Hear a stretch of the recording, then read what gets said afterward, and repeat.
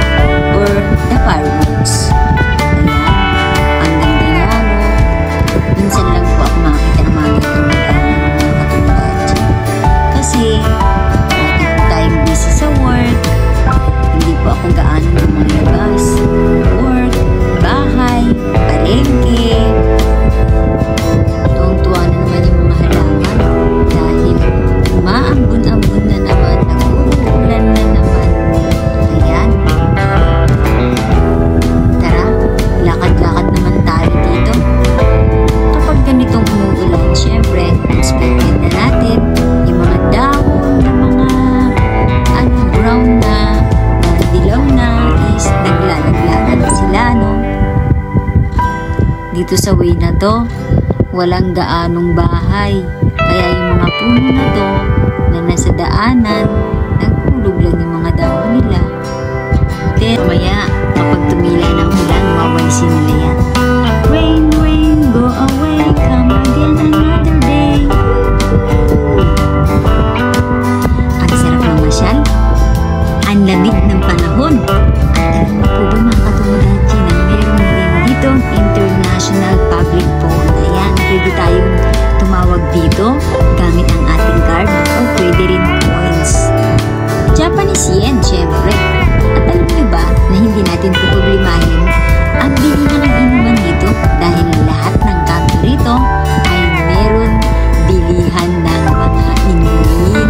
Katulad na lang nito. Ayan, at ituturo ko sa inyo ang paborito kong inumin. Ayan o. Ito. The Ocha. Ayan, Ocha. Masarap yan mga katomodachi. Paborito ko yan. At alam niyo ba kung ano ang tawag dito sa vending machine na ito in Japanese? Ops, ops, ops! Relax time tayo. Sige na nga, ituturo ko na nga sa inyo. Ito po ang tinatawag na Jihanki or the Jido Hambay. Literally translate to vending machine in English. Ayan na. Wow! Mga katomodachi Nice! Tara, lakad-lakad naman tayo mga katomodachi. Tingnan naman natin kung anong meron dito sa likod. At meron silang raccoon dog. Alam niyo ba ang tawag dito sa Japanese? Ayan, sabi ko sa inyo mga katomodachi, tayo ay relaxing matibay. Sige na nga, sasabihin ko na rin. Pinipilit niyo naman ako Ito po ay ang tinatawag na tanuki. Sumisimbolo ito sa good luck and fortune. Ang ganda, no? Pag may ganyan ka sa harap ng bahay mo, napakaganda. At dito mahilig din silang magtanim. Katulad ng tomato, talong, at iba't ibang mga gulay. Tara na, punta muna tayo dito. Tingin-tingin muna tayo dito ng mga flowers. Ayan ang gaganda ng mga halaman dito mga katomodachi Pero nalalanta na po siya dahil nga sa sobrang init dito ngayon sa Japan. Ayan iba-iba mga itsura nila ang kukit ng mga color nila. Ayan, malanta na po siya mga katomodachi Nung nakaraan na daanan ko po ito, medyo talagang fresh pa yung flowers niya. Talaga namumukadkad siya Ayan, ang nito, no? Violet, light violet. Pinaliktad ko lang, no? Violet with the yellow. Para yung mga petals na iba-iba lang ang color. Ayan, tingnan nyo mga katomodachi. Alam ko naman na mayroon din po nito sa iba-ibang lugar. Lalo na sa Pilipinas. Ito, ang cute niya, oh, yellow. Ang cute. At syempre, meron din ganito. Ayan, oh, may pink. Ayan. Nice. Napaka-cute. At meron din orange with violet. O, diba? Ang cute niya ito with violet, oh. Wow. Talaga niyan. Parati kong tinitignan ito mga katomodachi. Pag dumadaan ako dito sa park, ang cute nito, oh, light yellow. At malaki yung kanyang tangkay. Ito naman medyo maliit yung kanilang mga tangkay. Dark pink. At meron din dito light pink.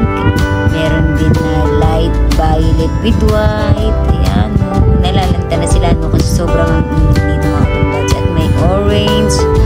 At ayan, yung kanina na green ay meron din white. Ayan, zoom natin mga katomodachi. Ayan, oh. Ang ganda. Ang cute. Napakasimple yung mga halaman. Pero ang cute nila. Dito naman sa way, sa kabila ay merong yellow. Pero sa lahat ng gusto ko na ipinakita ko sa inyo, ito po ang pinakagusto kong flowers. Itong isang tumpok na kulay yellow na parang maliliit siya na rose. At meron din po siya nitong white. Sa isang puno, no, mga katomodachi, tignan niyo po. Ayun, no. Magkasama lang po sila sa isang puno. Ayan, yellow and white.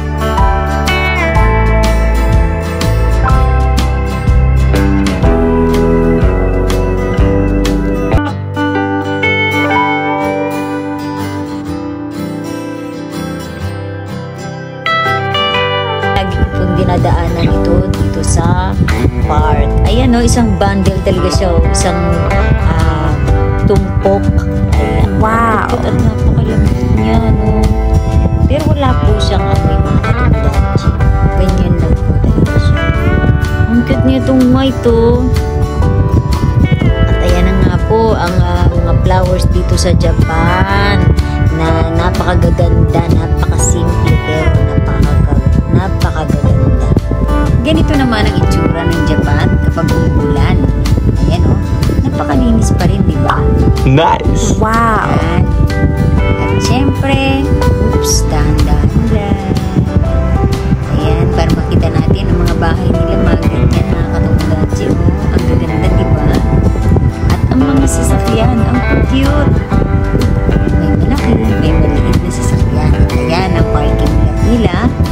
May mga sari-sarili din silang parking sa harap ng bahay. Yung iba naman wala at nagre-rent lang sila.